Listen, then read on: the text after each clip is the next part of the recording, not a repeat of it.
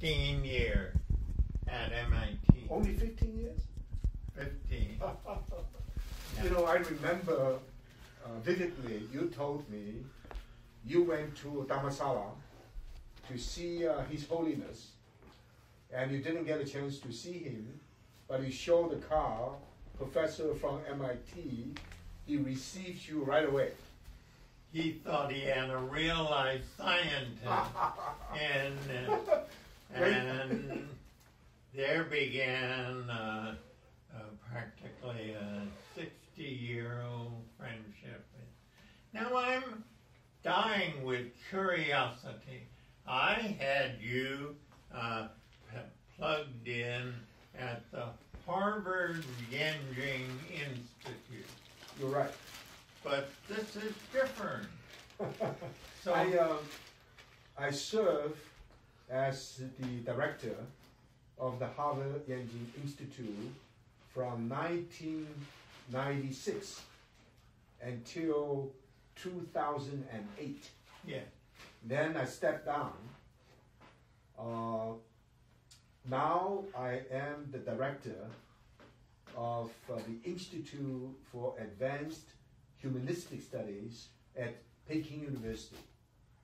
I left Harvard 2010 on my 70th year service. So I then decided to go to Beijing. Actually, I had been involved in a discussion with them since 2008. So I decided to take on a new job. There was a conflict in me whether I should stay at Harvard, or at least half a year at Harvard and half a year in Beijing. I asked myself, if I do that, would I be able to serve the two masters well? And I said, no, I really have to serve only one master, either at Harvard or in Cambridge, devoted myself, if not exclusively, but primarily to writing. Or I would go to Beijing and try to establish an institute and to try to bring Confucian humanism back to China. And I opted for the second one, so I was there for 2 years now. 2 years. This is the beginning. No, the institute was established in 2010, precisely September 28, 2010. That's Confucius' birthday, right?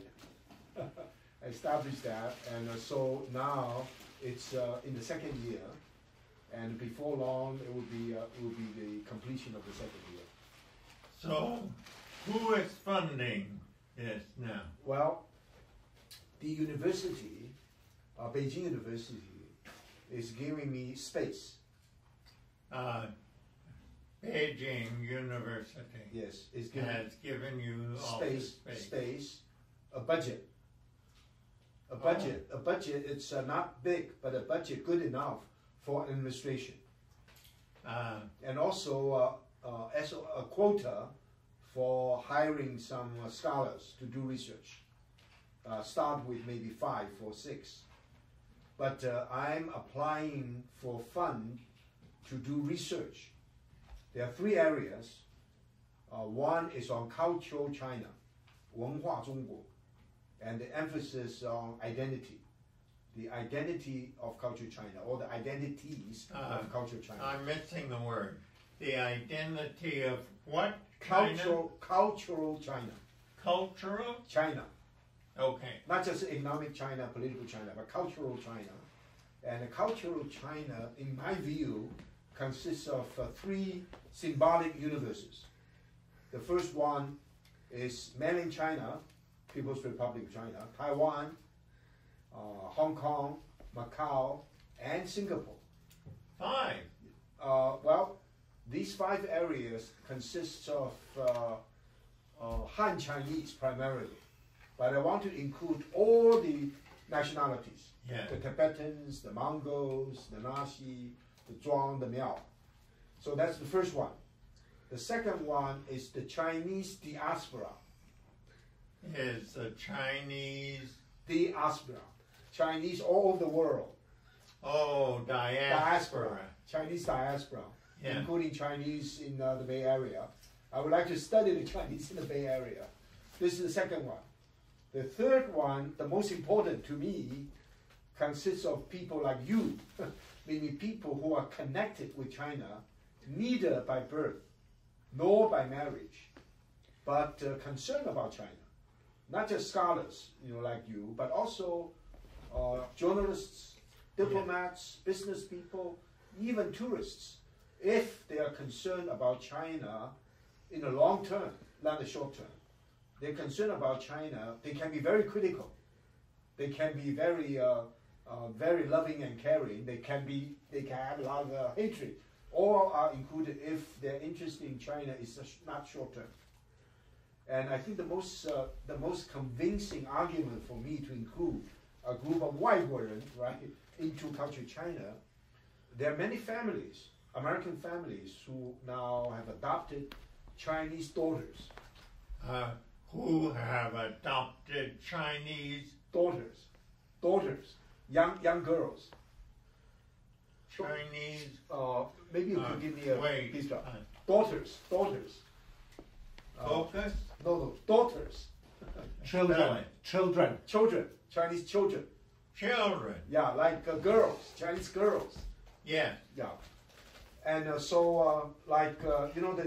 formal American ambassador to China, Mr. Huntsman, he adopted 2 Chinese daughters.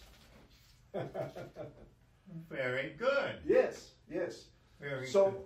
now this work is to see how these different universes of being Chinese can interact, sometimes in a very fruitful way, sometimes in a very conflictual way, to give a flavor and dynamism of being Chinese. How? That's one area. The second area is dialogue among civilizations. Dialogue about different religions. Civilizations. Civilization. The axial age civilizations. Yeah. You remember we're in Honolulu together, in Hawaii.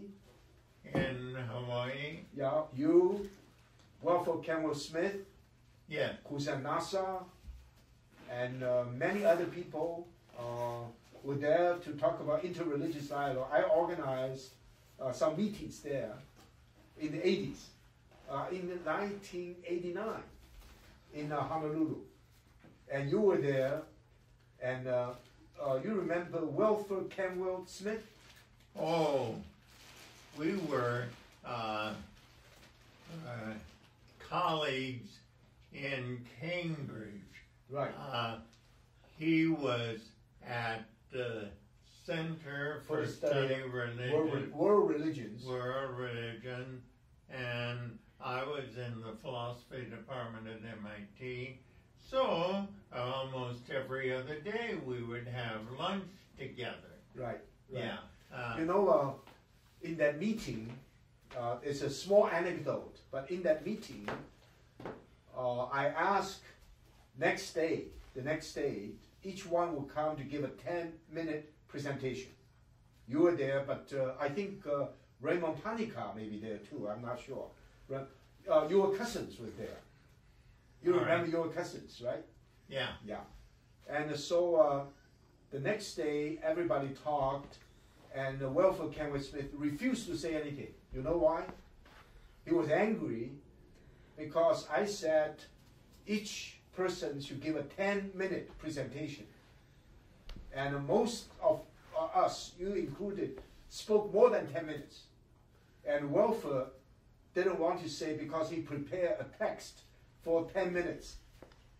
And his wife later told me that evening, he timed his talk exactly 10 minutes. So everybody didn't take the discipline seriously. He was angry. And you told him, I remember very vividly, you told him, you said, Wilford, talk, even if it's just 10 minutes, you should talk. And he finally decided to talk. So many memories. Yeah. So many memories. Where were you born? I was born in Kunming, China. Yunnan, Yeah. you know Yunnan province? in the China, southwestern part of China. Southwest.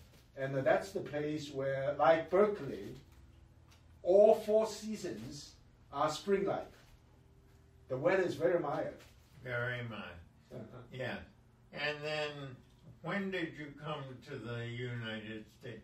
1962. No, I'm more interested in how old you were. 22. 20?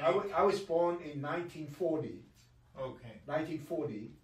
And so I was born in China, but I actually grew up in Taiwan. In Taiwan. Yeah, I went to a small college called Donghai. Oh, hi. Donghai College. They had, what is it? Beidong, Beizhong, Taichung. Tai- Taichung.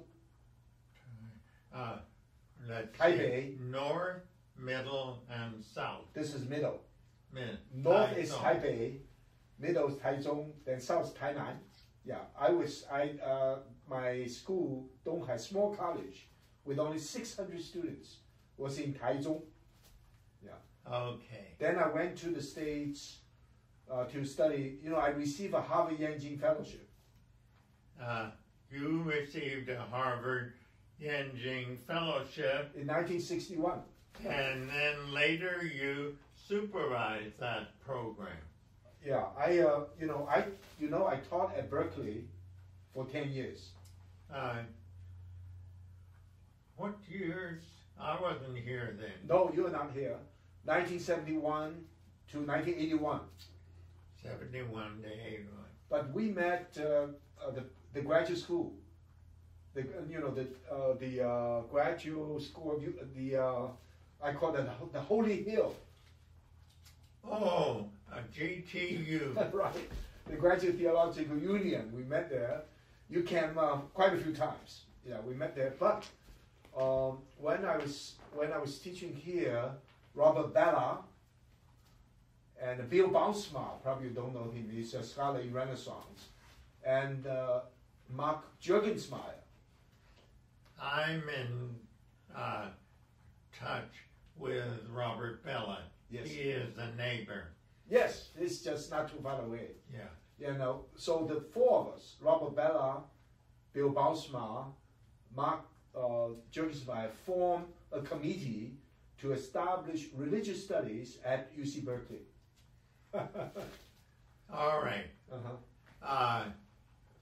You know, But Bob Bella just published a huge book. Oh, I know. I know. Kendra went to the event that launched that, but I'm too deaf, and so I just sent him a fax and said I won't be there, not out of any disrespect. Yeah. But the book was reviewed by Jürgen Habermas,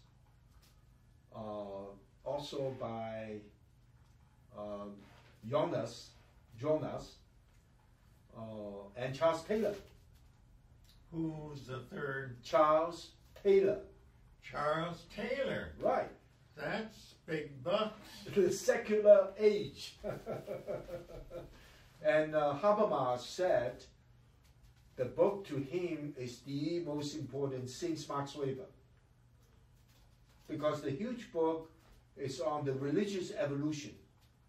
But the religious evolution of the first part from the Neolithic to the Axial Age. So he did a pre-Axial Age. He didn't do the Axial Age or the later period. But now he's writing on a new book. Probably will not be that thick. Yeah. You know, he's 80. He's about your age, or he's no, he's much younger. He's 83 now. Robert Bella. That's a decade younger. Yeah, spring chicken. All right. Now, are you happy in the new vocation you have chosen? Very happy. Good. I was miserable few months ago. I was miserable when I first arrived. It was terrible. It was very difficult. But now I'm very happy. You have a small quarters, and you have a small budget for bringing scholars in to work with you. But now it's much bigger. Now, what? Yeah, I think, the one is called Cultural China, I mentioned. The second one is Dialogue Among Civilizations. There's a third one. It's Global Ethics. What's the third? Global Ethics. Global ethics? Especially global economic ethics. Important. Very, very important. University of Tübingen in Germany, and with Hans Kuhn. You know him, right? Hans Kuhn. Very well. And they collaborated to help me in Beijing to do the work. Is Hans Kuhn still living? Yes. Hans Kuhn is 83. Oh, he still has a young decade. but he is the director of a Global Ethics Institute in Switzerland. That's good. And he still is a professor emeritus at Tübingen. One of his young colleagues at Tübingen is now the Pope, Ratzinger. Really? Sun Shiji. Very strange. He visited Beijing, and we had a dialogue. I asked him the difference between his theology and the Pope's. And he said the difference very little. The Pope is committed to the original idea of a Catholic Church. That was about 1,000 years ago. He, Hans Kuhn, followed the Reformation, followed the Counter-Reformation, followed the modernizing process. He even followed the postmodern. So the difference between his theology and the Pope's theology is about 1,000 years old. Okay. Now, what do you want from me that you will take out of this house with you when you leave? You mean today? Well, what am I? Or have you been recording all this? Yes, Oh. for history.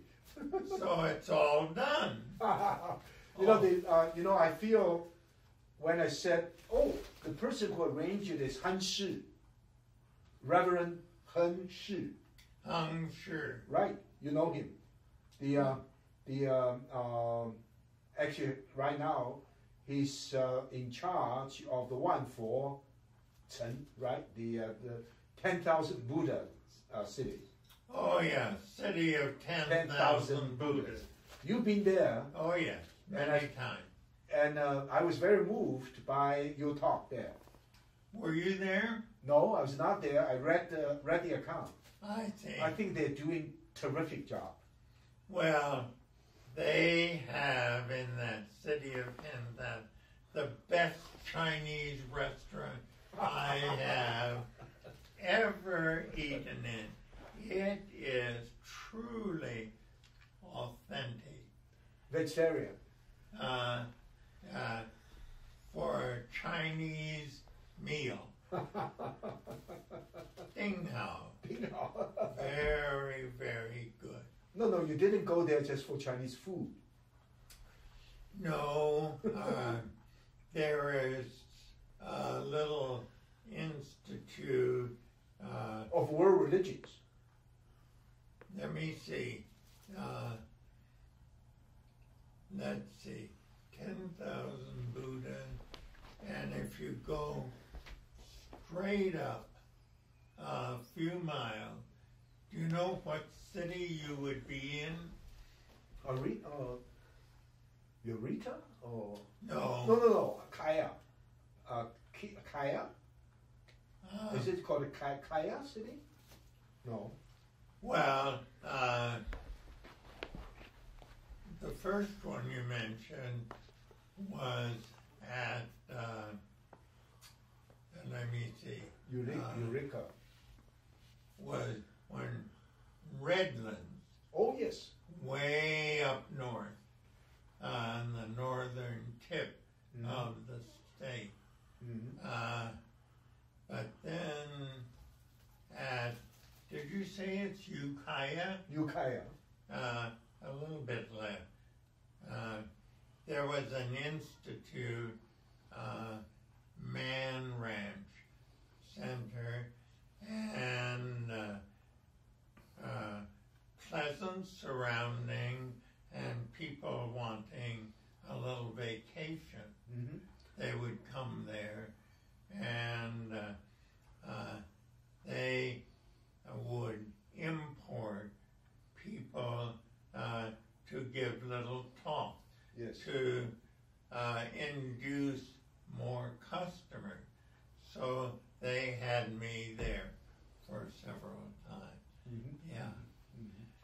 You know, Hen Shi took my course when I was teaching at UC Berkeley. Who took it? Hen Shi. Hen Shuo. Hang Sure. Master Hen Shi. I'm still in touch with him. He actually gave me your fax number, your address. Oh, really? I just had, I wanted to have a chance to talk to you. I asked Robert Bella. He gave me, but I misplaced it. So this time, I was invited by Hen Shi to talk to his group. So I asked whether I could get a chance to see Huston. He said, well, yes, but he's in his 90s. Have you already given your talk? Not a talk, just a conversation. Yes, I did. Yeah. He actually, he was a hippie. He was a hippie. Hippie? In the 60s. He is a Caucasian. Absolutely. But he knows so much about, and I think he's fluent in Chinese. Fluent, yes. I forget. I asked him, what is, I don't know why I wanted it, but I wanted, what is the Chinese word for tiger? He knew it. Ooh. I mean, that's not in everybody's vocabulary. Well, his knowledge is much better than that. He knows the Chinese idea of Dharma, what is the Confucian idea of humanity. He also lectured on the Xiaojing. Lectured on the now Xiao. You remember? We now translate as filial respect. Yeah. Or filial reverence. Yeah. I think a filial piety is not a good translation. But that's the one that I encounter more often. Use all the time, right? I remember in your book, the first, even before the preface, is a quote from the book of poetry, Shi Jing, about Xiao. I remember. Right? You remember that? I want to carry a calling card. Yeah. I want it because I am, my final book will be published this year, and I want to send you an autographed copy. Oh, great. You have to send it to China. It's all right. I will go to the post office. This is mine. Oh, that's. Yeah. Well,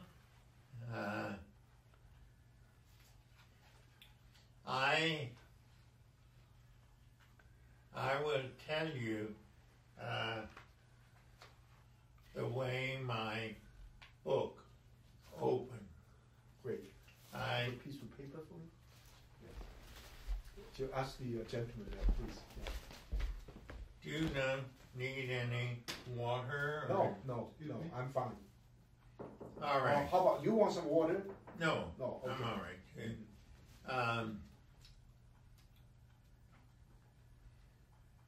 The first chapter in this book that will be published this year is titled Saving the Moon and Other Memories of a Boyhood in China. Good. Well, so my book begins,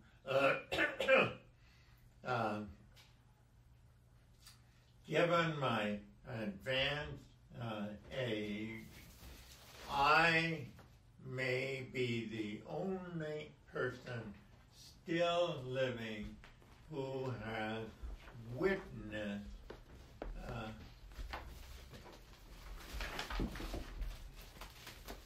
Thank you. Witness. who has witnessed the saving of the moon. And then I immediately say, this needs a bit of explaining. I say, when we were awakened in the wee hours of the night with a huge din, clamor arising from the city, we knew that the moon was in danger. And then I go on to explain.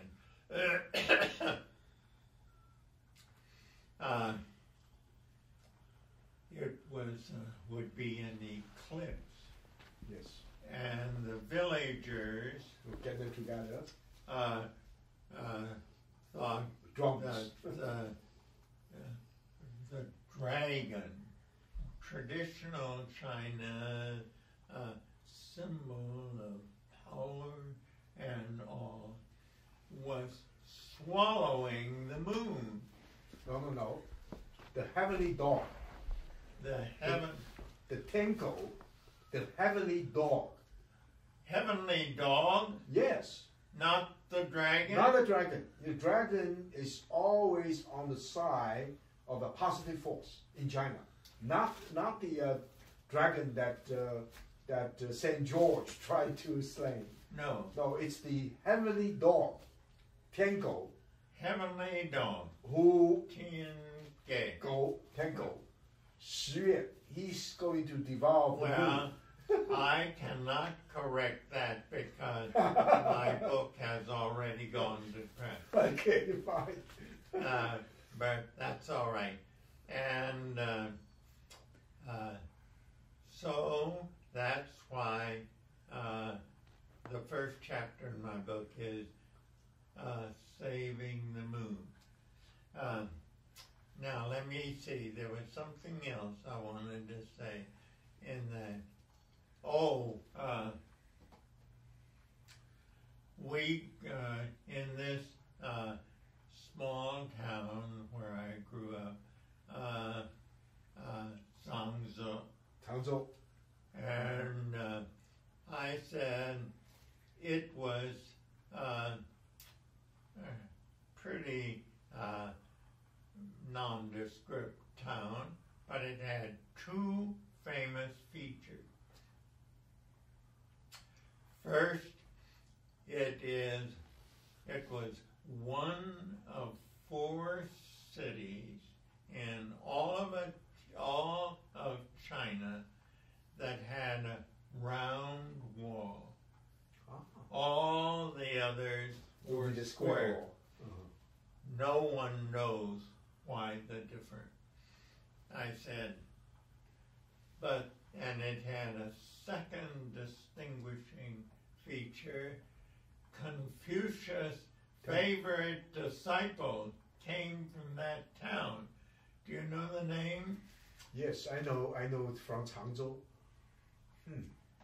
Well, Not Yeah, Ming Ziqian or someone. Yeah, one of his 72 disciples, right? One of his first generation disciples. Yeah.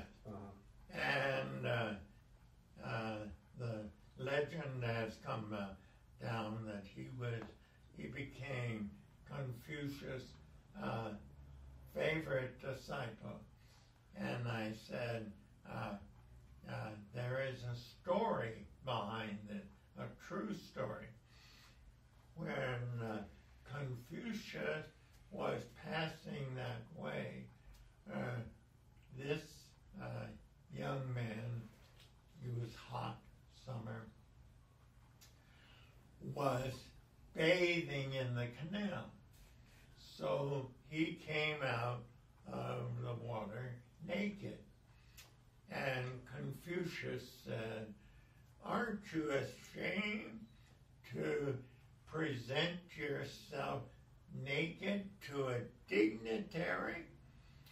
And the man said, "With the heaven as my cat, the air as my robe, and the earth as my sandals, should I be ashamed?" And the story is that that moved Confucius. In effect, he tapped him on the shoulder, said, "Come with me," and he became one of his best disciples. But terrific. The story has it became the most favorite. I think the disciple must have a really great Taoist spirit inside him as well. Yeah. That Confucius needed it. Yeah. Yeah. All Confucians need it. And a sense of humor and also a sense of expansiveness. Yeah. Yeah. Well, now let me see. Your home is in now Beijing. here. And when my book is published, I think the first chapter will interest you.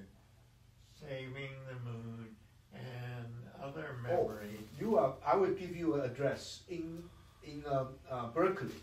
You know, my wife lives in Berkeley. Oh, really? She has a house here, just about 5 minutes. It's an 800 Coventry. That's where in Kensington. So it's Berkeley Hills.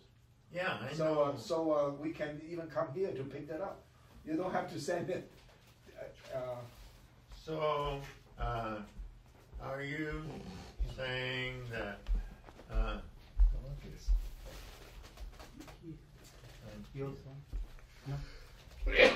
sorry.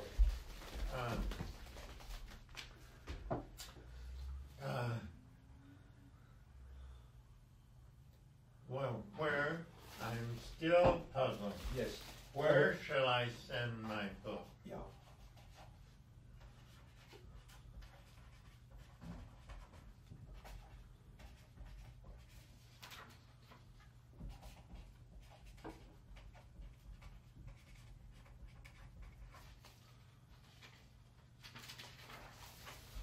That's the address.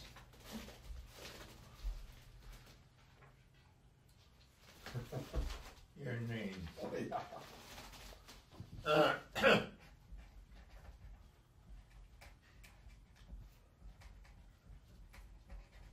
It's just, I'll give you the Chinese version as well.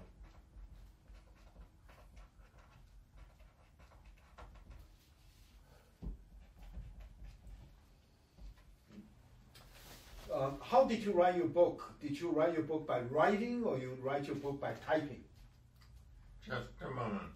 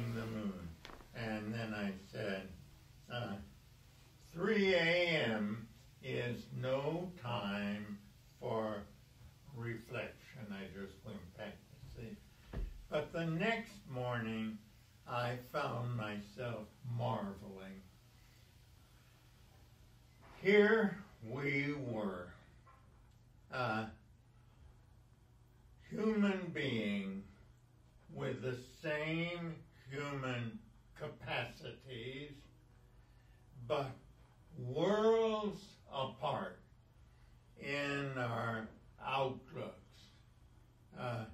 Their world populated by, now I should have had the conversation, heavenly dog, populated with dragons, and my world populated with polymer telescopes. And here I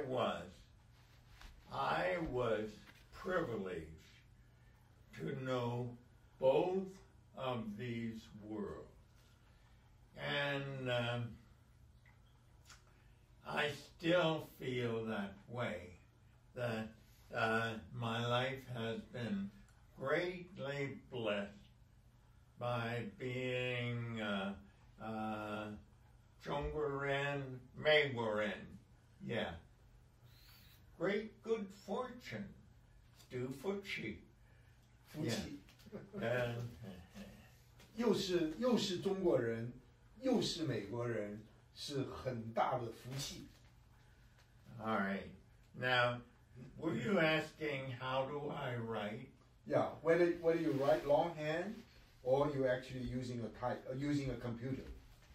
I'm using a word processor. Okay. Right. And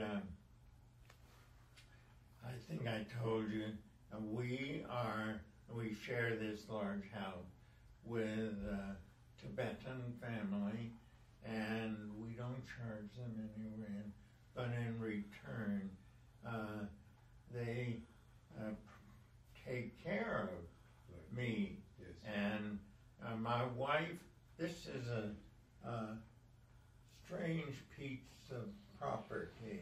It's only the usual distance from the street, but it's really a double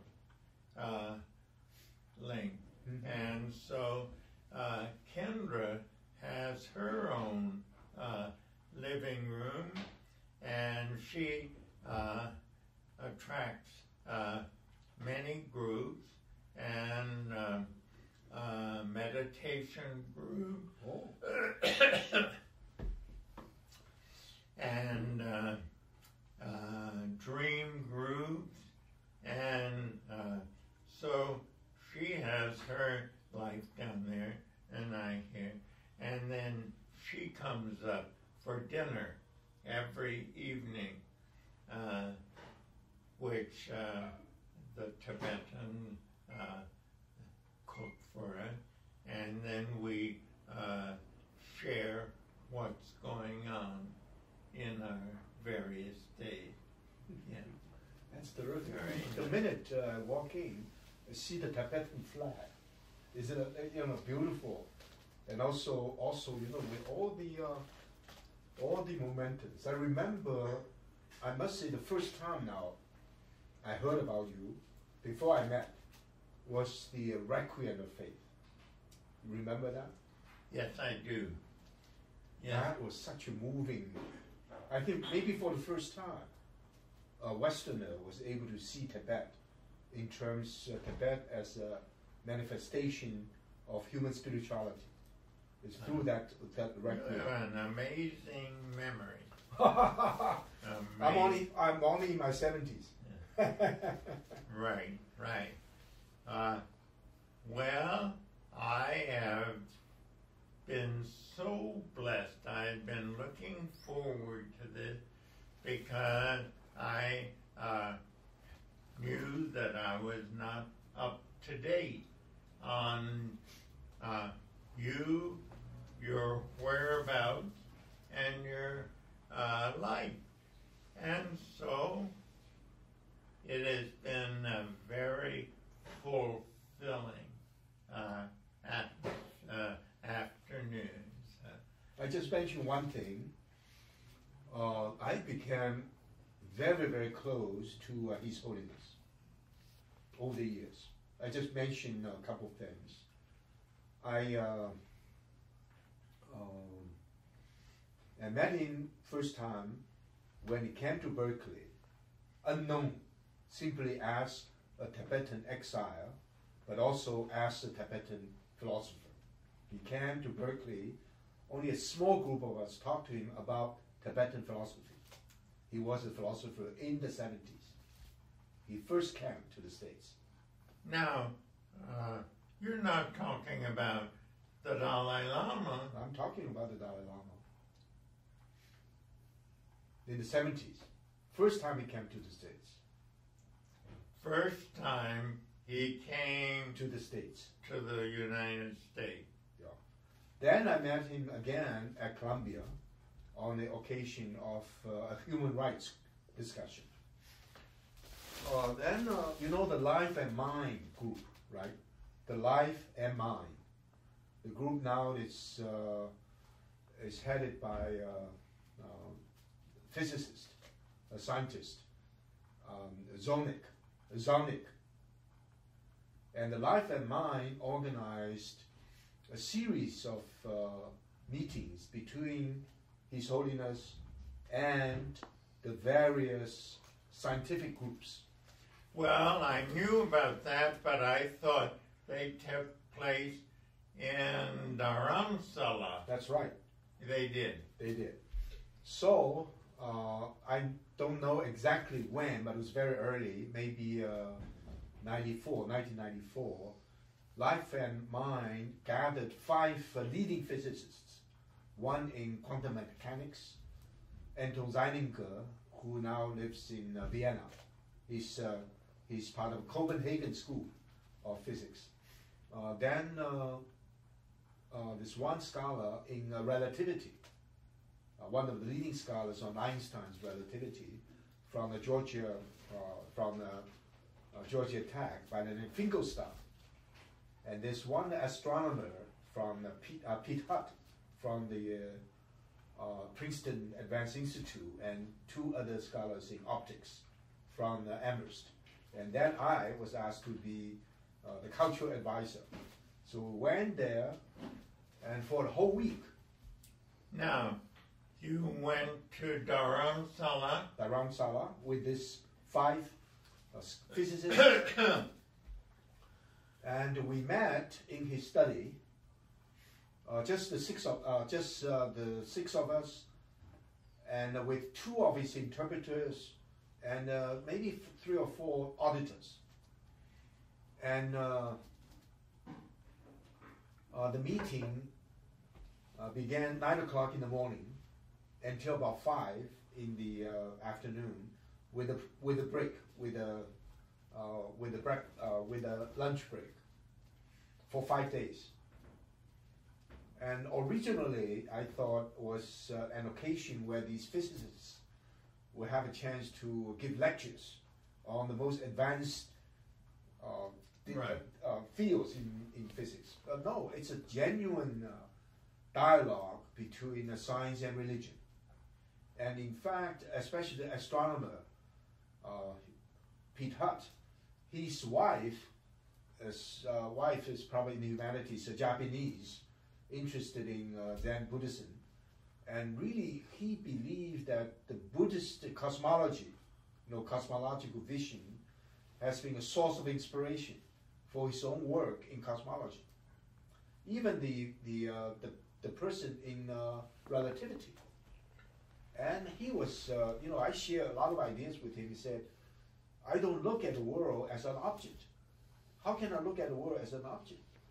If I do not believe something internal to me that is in total sympathetic resonance with the world out there, how can I understand it? Wonderful. I was just overwhelmed. These are the best minds in science. So the dialogue between science and religion. In fact, it is. I then realized these scientists are religiously profoundly learned.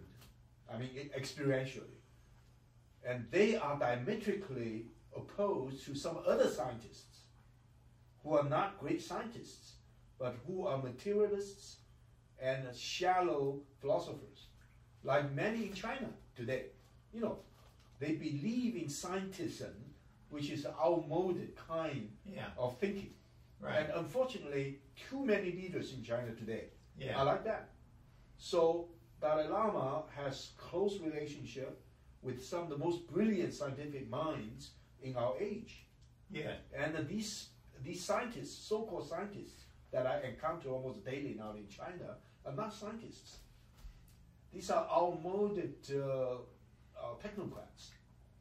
And so my job, important job, which is very sensitive and even dangerous, is to say that the future of China, spiritually speaking, the future of China lies in a new understanding of the Chinese identity that is open, pluralistic, and self-reflexive. Yeah. So to retrieve, recover the spiritual heritage of being Chinese. Yeah, wonderful. And therefore you know, that's why every time I got involved in that discussion, always Huston is my guru. Well, in His Holiness's latest book, as far as I know, translated as The Universe in a Single Atom, somebody sent me a copy, and it comes to a passage. When I name my science instructor, I always include Huston Smith among that. But then he does say in parentheses, but I'm not sure he would agree with that. And, you liked it, right? Yeah. Now let me tell you the story you told me. Yeah. After you met the Dalai Lama in Dhammsala, when you show your car as teaching at MIT, he took you for a real scientist, right? Exactly. When you said, I'm in religion, you said, I'm a scholar, professor of religion. And he said, what a disappointment. I don't remember that. I remember you told me that, and he said he was disappointed because he wanted to meet a scientist. You see, he had this obsession with science, but now he's better. Well, I remember, the way I remember it is he thought he had a real life scientist in his room with him. He wasn't going to waste that opportunity. To learn more about science. So he said, I have heard his English was then faltering. He usually spoke through his Tenzin, his interpreter. Yes. But he said, I have heard of the Big Bang. Yes. What's that about? And, well, that was pretty easy. He nodded. He said, yeah, but it should be called the Bang, Bang, Bang. And when I got back to MIT, I went to a lecture by an astrophysicist, and he said more and more, the evidence is pointing not to a single Big Bang, but more like an accordion that goes in and out. Really? So I was happy to be able to tell him that he had support from His Holiness on that. Who's this? Accordion. Whose theory is this? He's a physicist, right? Now wait a minute. Let me back up. I'm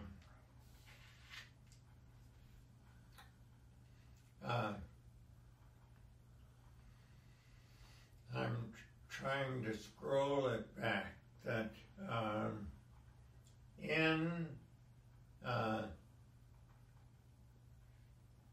His Holiness's book, The Universe in a Single Atom, and as I told you, he said, when I think of my science teachers, I include Huston Smith, but he puts in Brent, but I'm not sure he would agree in that. But I don't know where we are in our conversation. I said, you remember you visited him in Dhammasala. Yeah.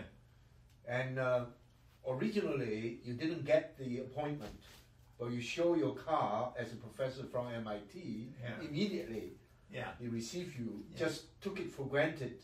You must be a scientist. That's true. Right, right. But he's a generous man, so we have continued to be in touch for almost a lifetime. Right. And also, you mentioned 1993 in Chicago, the World Parliament of Religion. Yes. Then we met in Cape Town. Yeah, were you there? I was there, with your cousins was there. And you were there. Raimondo Panica was there, I guess, right? But then the meeting in Australia, the most recent meeting in Australia, I was not able to go. So that was the last time I attended the Parliament. Okay. And that was the earlier one in 1993. Hans drafted that Universal Declaration of Human Rights, right? And that's the basis for the universal ethics we're doing now. Yeah. Then in the I don't know, this organization, it's called the Inter-Action Council. This is an organization consists of formal heads of state, and Schmidt from Germany is now in charge. He's also in his 80s now, but Jimmy Carter sometimes, and quite a few other heads of state. It was first established by the Japanese former Prime Minister Fukuda. So Japan is funding it every year. The Japanese Ministry of Foreign Affairs has been funding it. But anyway, Hans Kohn is a regular participant. I only attended 2 or 3 times. And he drafted a Universal Declaration of Human Responsibility for that, which is very important. Good. Yeah. Good. So the last one, most recently, he drafted something called the Declaration of Global Economic Ethics, which is now very widely discussed. Percolated. And Tübingen is now approached me to represent the voice from China about this global economic ethics. So we have collaboration, and we also have good funding to do the collaboration. This has been a blessing. I'm going to try to remember as much as I can to tell Kendra. Please do. Yeah. I'm leaving for Beijing in 2 days. Yeah. And I will be back in December. And December this year, and I will look for you then. All right. Good. Thank you. I give you remember Yilu Zhengfeng? 哎呀，一路顺风 incredible, which means tailwind all the way. And it still holds because in long distance flight, if the wind is behind, they make better time. And this is in Chinese. 一路顺风.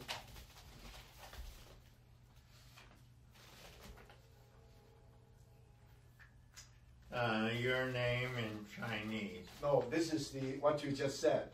一路顺风. Oh. 一路顺风. Oh, I missed the first stroke.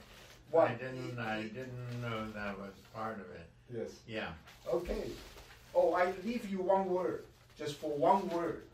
I think you would appreciate it. You know, humanity. Humanity. In ren in Chinese, is written like this. But recently, they discovered the authentic way of writing humanity is the body on top and the heart below. Body and heart. That's humanity. In December, I will come. I will show you something you like that. All right. You just sit. You Well, so nice this to has see been you. a So great, nice to see you. great joy, and I'm so proud of what you're making of your life. Has great significance for the world. Yeah. We'll see you. 再见。再见，再见。